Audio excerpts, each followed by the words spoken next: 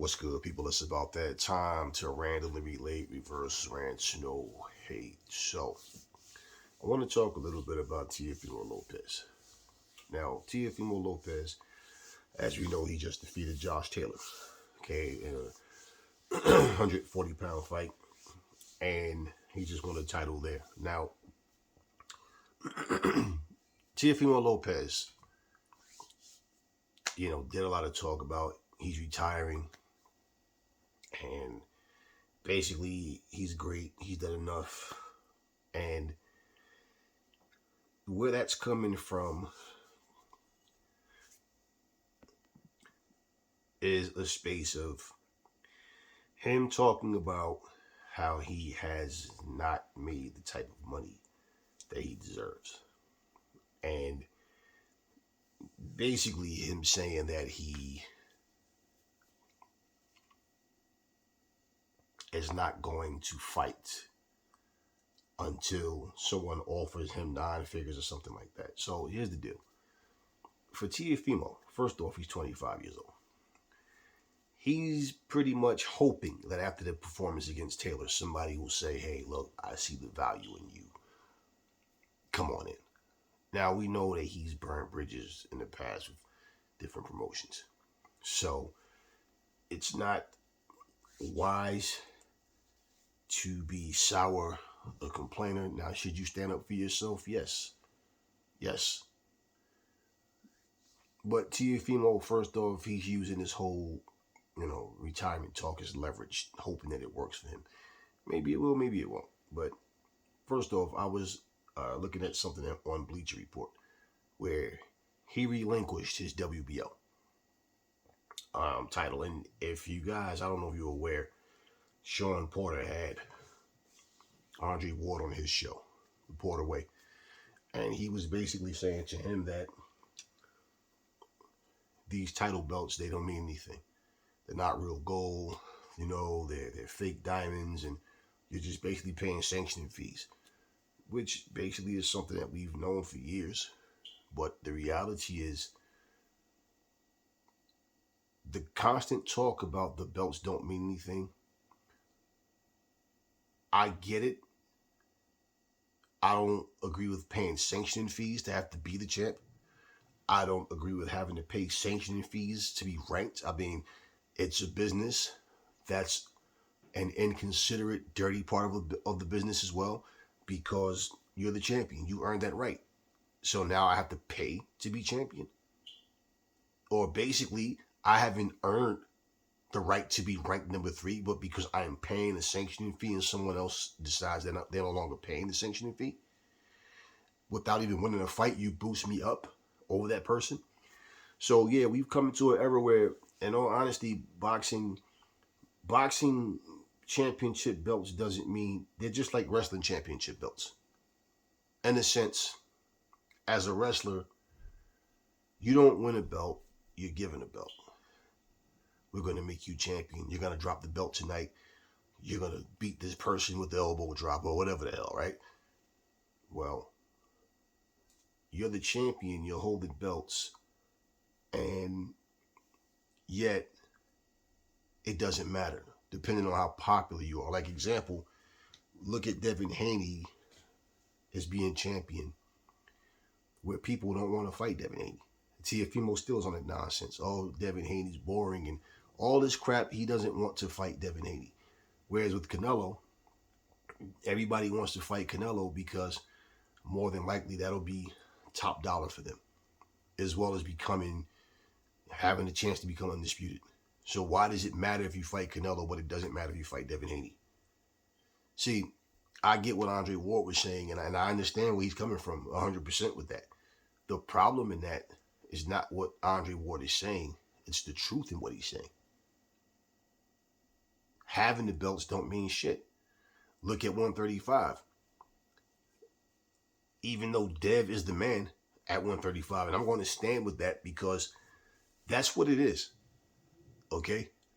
He's the man at 135. But who's the more popular? Tank Davis. So when you hear fighters like Ryan Garcia at one point, Raleigh Romero at one point, claiming belts didn't mean anything, it's all about popularity, how many Instagram followers you have, and all of this type of stuff. Well, isn't it funny how Raleigh goes up and fight this guy, Ismael Barroso, for a belt?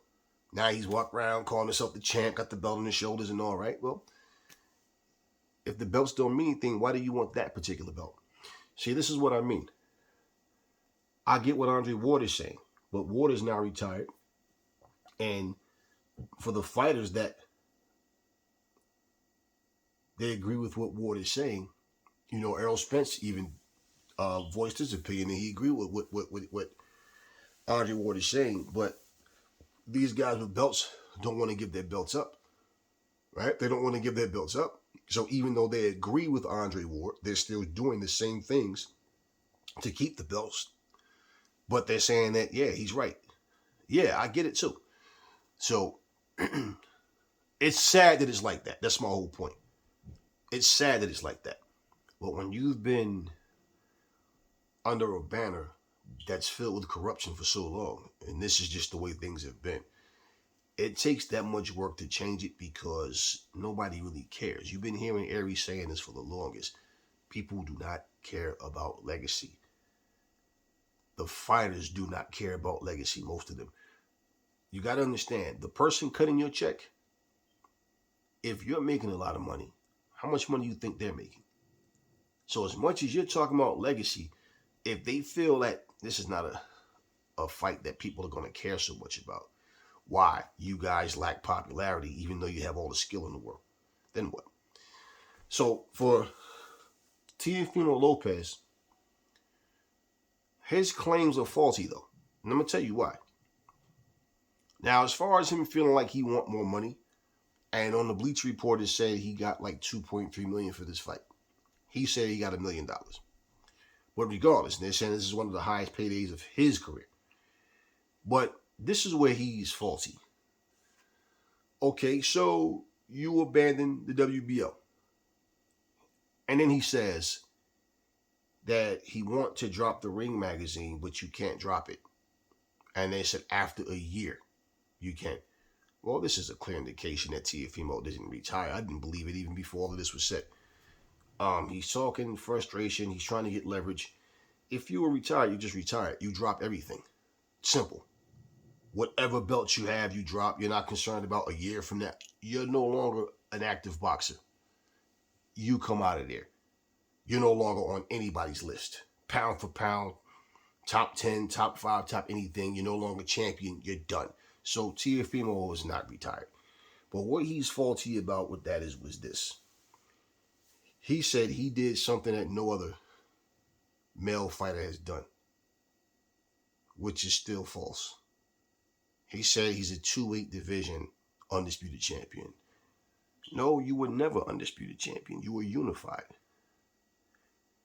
And then they're saying, oh, well, Josh Taylor dropped some belts to fight Catterall, and then the fight never happened.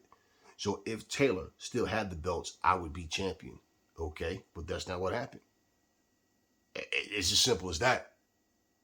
You were not undisputed at 135. You were unified. Devin had the WBC. Ring magazine doesn't mean shit. It doesn't make you unified. Lineal, none of that makes you, unified doesn't make you undisputed. Lineal doesn't make you undisputed. None of that means anything. So the fact is, he needed that WBC, and he didn't have it. You were not undisputed, despite what Max Kellerman may say or anybody else. Lomachenko was never undisputed. That's what people are clearly overlooking. And this is the problem when you're saying a title doesn't mean anything, but yet they still exist. So why fight to become undisputed if the belts mean nothing? Here's the separation. The fighters that care about legacy, the belts mean everything to them. Fighters who care solely about the money, they don't. There's going to be very little middle ground because these guys, these promoters, these different companies, these different platforms, they don't care nothing about legacy. All they care about is making money. And if a fight, if they can offer something that's going to make a big revenue for them, that's all they care about. They can care less about your legacy, the next person's legacy.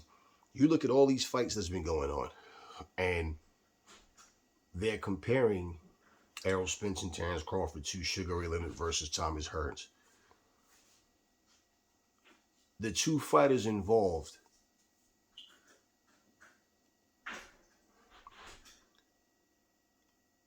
it's obvious that there's something there where they want this fight.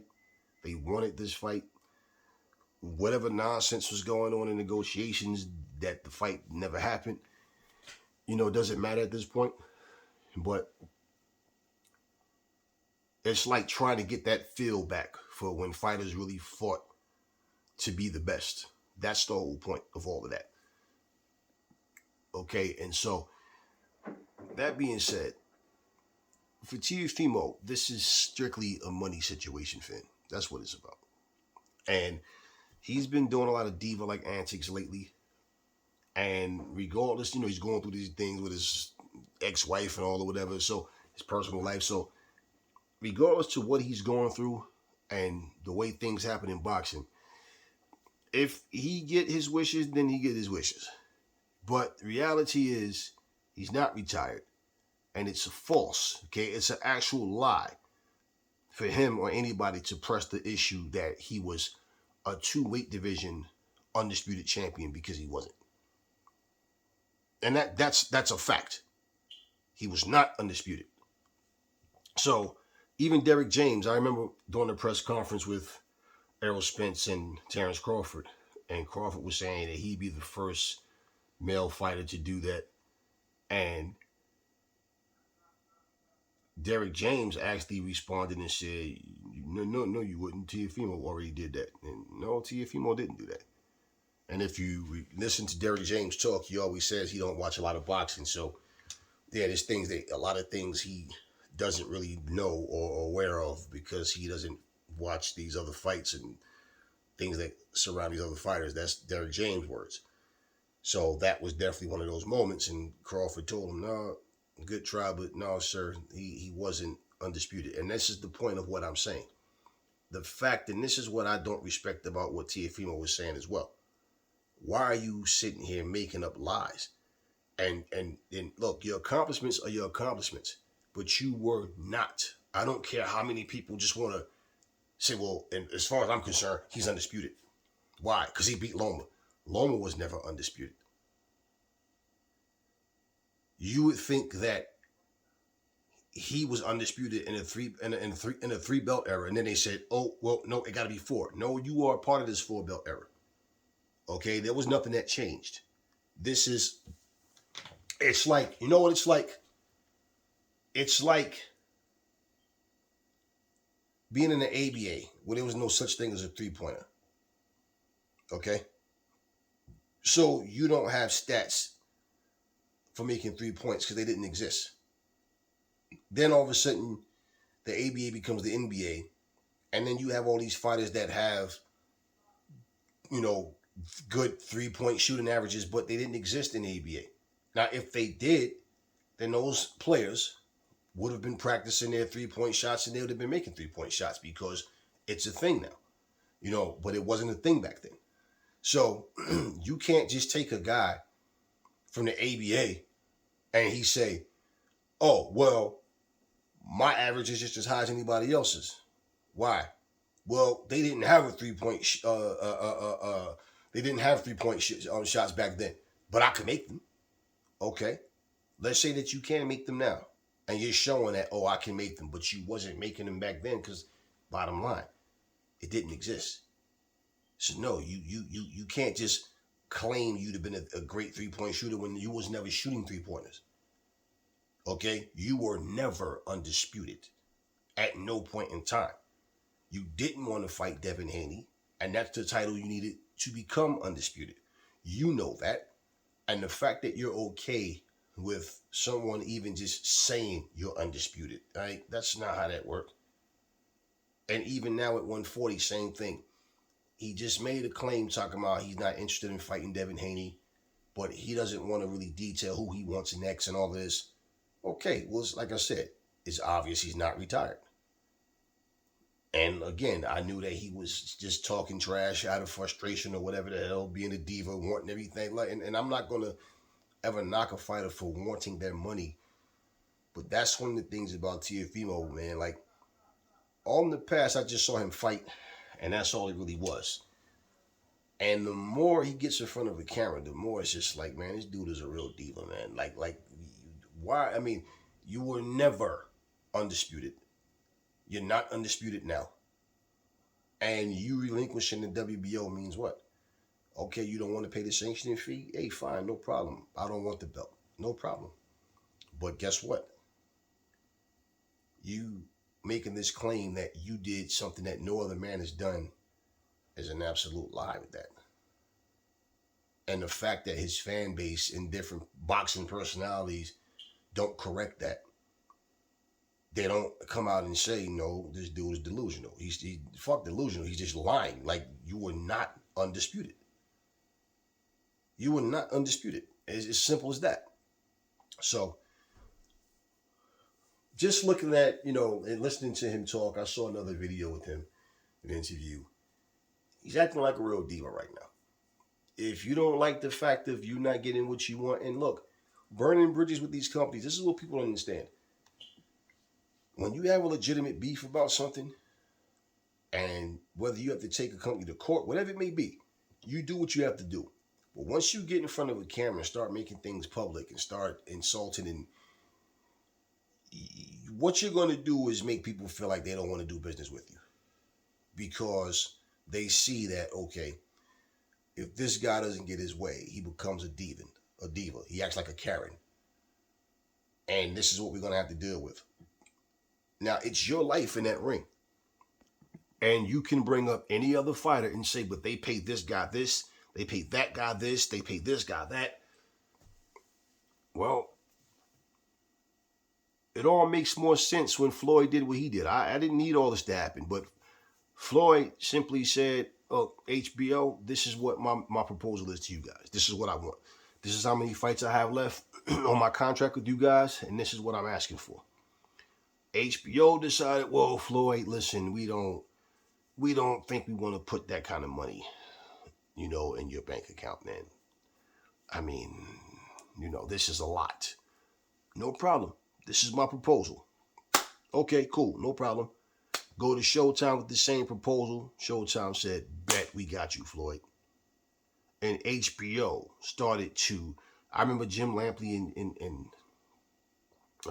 Max Kellerman, these different people, they were making videos about Floyd, had a couple of episodes where they were making shows saying Showtime was going to go broke. Do you guys remember this shit? They were going to go broke. They're catering to Floyd. Floyd's not worth that kind of money, blah, blah, blah. And it's kind of crazy because guess who got canceled? Guess what boxing show got canceled? Not Showtime boxing, but HBO boxing.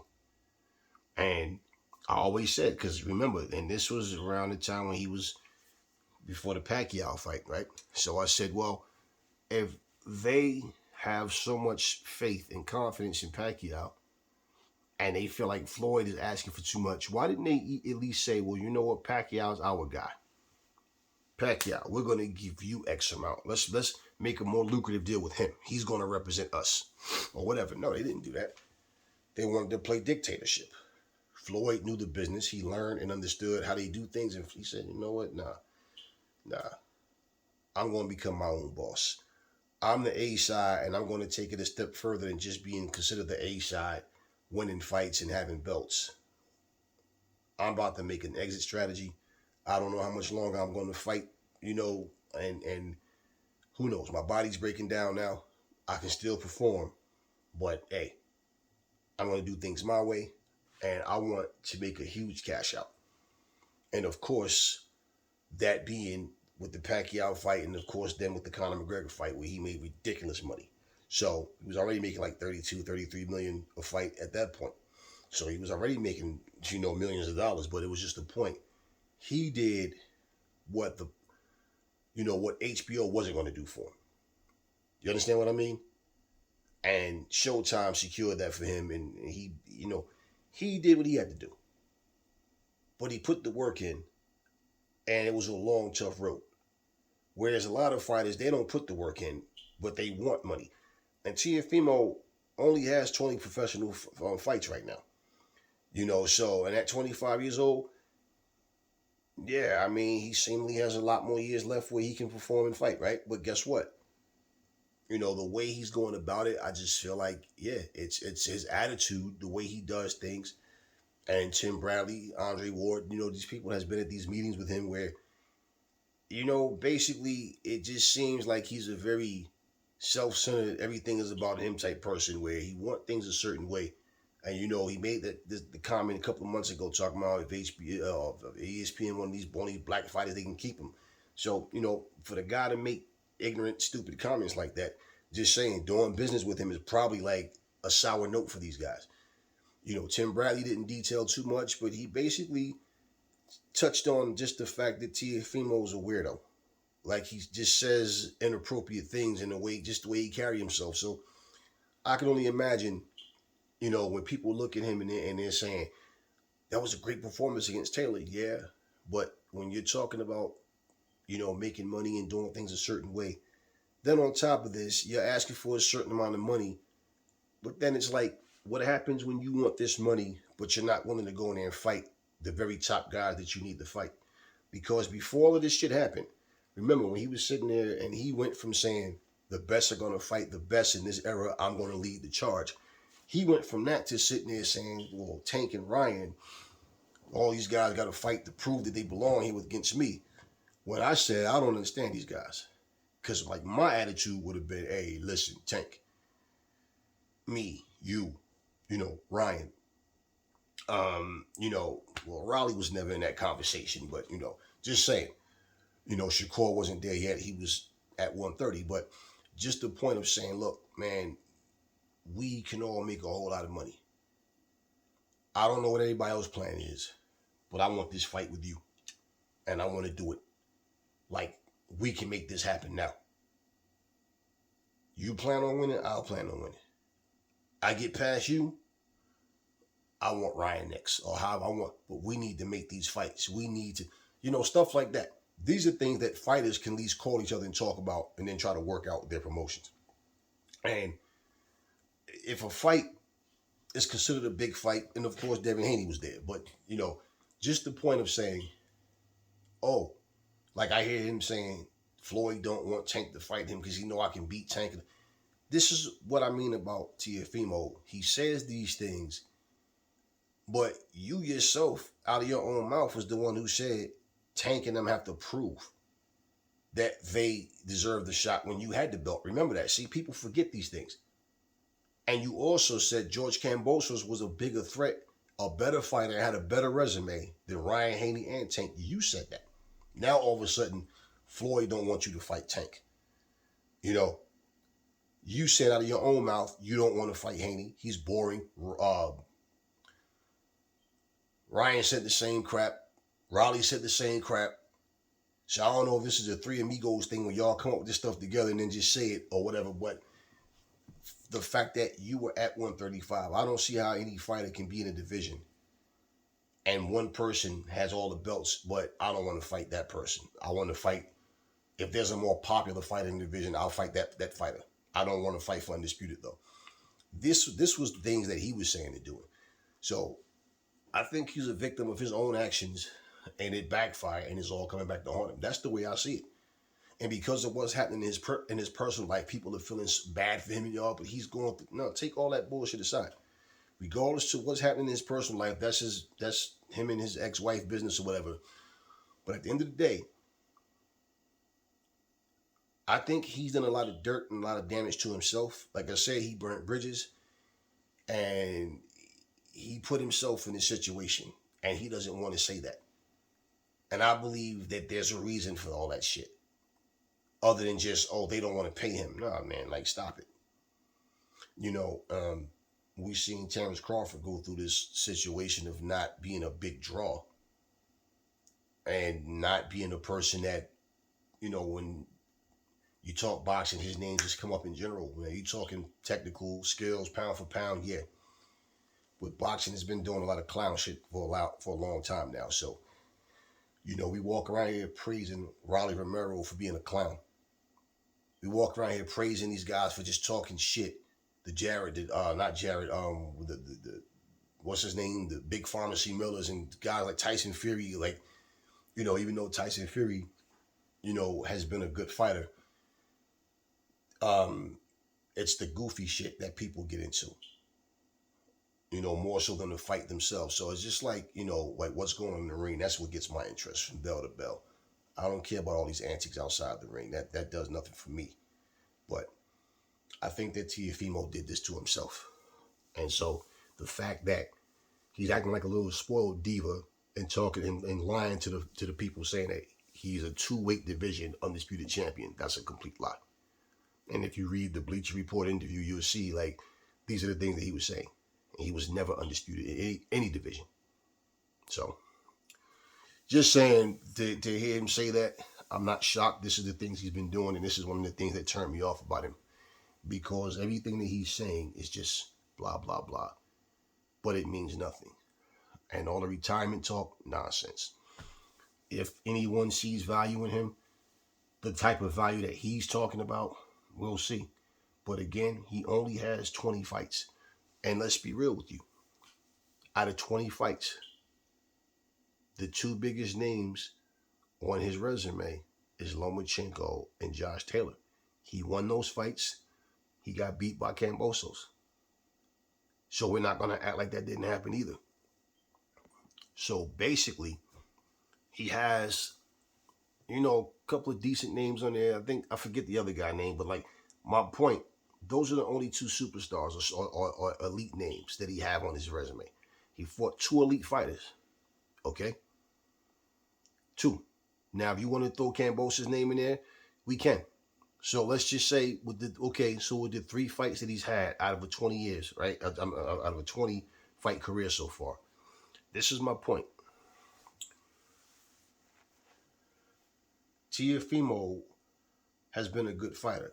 This is why I picked him to beat Lomachenko, because I liked what I saw from him more than what I seen from Lomachenko. But looking at that, my point is, there's a lot of work to be done.